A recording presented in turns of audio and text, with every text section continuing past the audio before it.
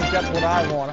Oh, Lord, won't you buy me a Mercedes-Benz? I don't know if you... Welcome to Bobby Likis Car Clinic here. We're live July 3rd.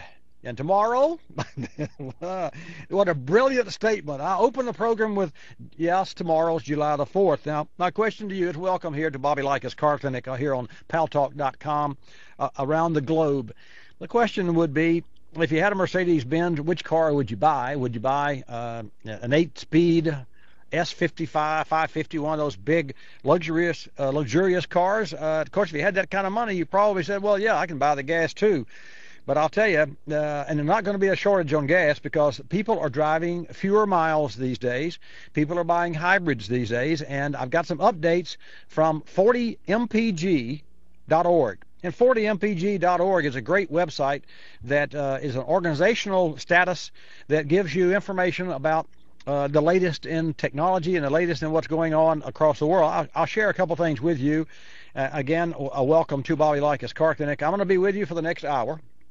I'm going to give you some information that will save you some money and increase your MPG along the way. Also, if you have a question, you know the rules. A general room, just hold your palm up and we certainly will recognize you. And I'll put you in the room, or Bill Collins will, our producer. So again, thanks for joining Car Clinic. Oh, so much that I want to remind you, I'm giving away a free gas card. So we're going to put this on the screen now. It's carclinicnetwork.com. Gimme gas. And it's a $250 gas card that we're giving away, and we're going to draw on the 15th. Actually, the 16th, I'll announce the winner and be calling the winner. The July 16th coming up, which is my birthday, by the way. So happy birthday to me, and I'm celebrating by giving away a free $250 gas card.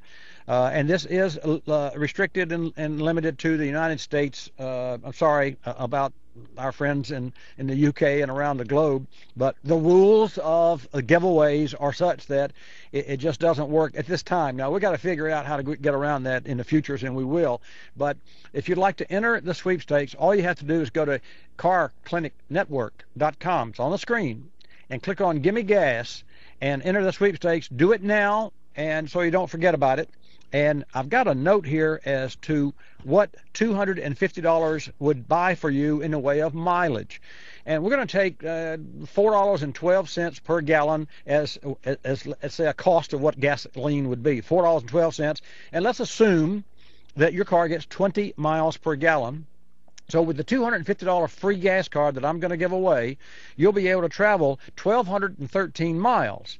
Now, if you live in Chicago, it means that you can go to Miami almost. You can go 90% of the way, so that's a free shot there. If you live in L.A., you can go to Seattle and still have money left over for gas and ride around in Seattle.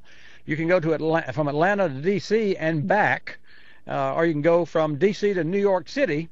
For all of you guys and ladies who are tuned in the city, 5.3 times. So that's what you can do with a $250 free gas card. And all you got to do is enter the sweepstakes, Bobby Likis Car Clinic, carclinicnetwork.com. I'm trying to confuse you here.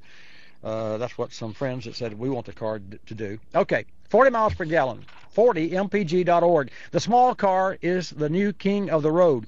Here's something that I think is very interesting. The amount of time it takes, and if you want to know how the industry, the sales industry, the automotive sales industry, if we have any salesmen out there, they'll be familiar with this. And if you're thinking about buying an automobile, used or new, this is what's going on with the new car dealerships across the U.S. The small car is the new king of the road. Measured by the inventory and the number of days a certain car stays on the lot gives the national indicators of the popularity of that automobile. You say, well, that's not rocket science, but I will tell you, if you have that information and you're a manufacturer and you're making a car that stays on the lot, well, let me share this with you. The amount of time it takes to sell a Toyota Prius, you would have any idea? The world's best-selling hybrid is down to 1 day. So if Toyota right now had 500, let's realistically, if they had 150,000 of those cars on the lots, tomorrow this time they would be gone. Now, next to that, the Yaris, the subcompact, is at 7 days, and the compact Corolla is at 15 days. And that's really a very telling. That's very telling of what the industry and what is being bought across the U.S. right now.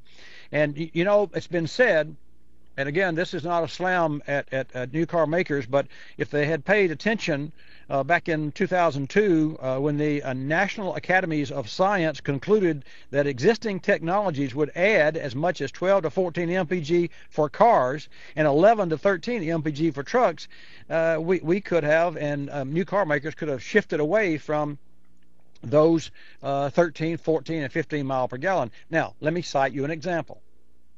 This is in 2002, but it's tough to turn a big ship, and that's what we're having to do right now, turn a huge ship. I mean, globally, the United States is no longer the king, although I believe this is the best country in the world because I'm born and reared here, but I will tell you that it's a global issue with regard to energy.